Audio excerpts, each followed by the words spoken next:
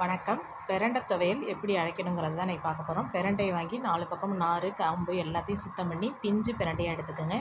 எடுத்து சுத்தம் பண்ணி எடுத்து வச்சுக்கோங்க. கையில் நமங்கும், அதனால் கொஞ்சம் எண்ணெயை தடவி சுத்தம் பண்ணிக்கிங்க.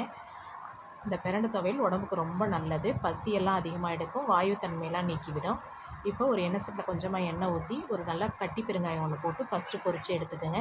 அதுக்கப்புறம் 3 டேபிள் ஸ்பூன் வெள்ளை உளுத்தம்பருப்பு, கருப்பு உளுத்தம்பருப்பு ஏதோ ஒன்று போட்டுட்டு 3 வரமிளகாய், சின்ன வெங்காயம் ஒரு 50, 10 பூண்டு பல், 2 கொத்து கருவேப்பில்லை, புளி, எல்லாத்தையும் போட்டு நல்லா வதக்கி எடுத்துக்கோங்க.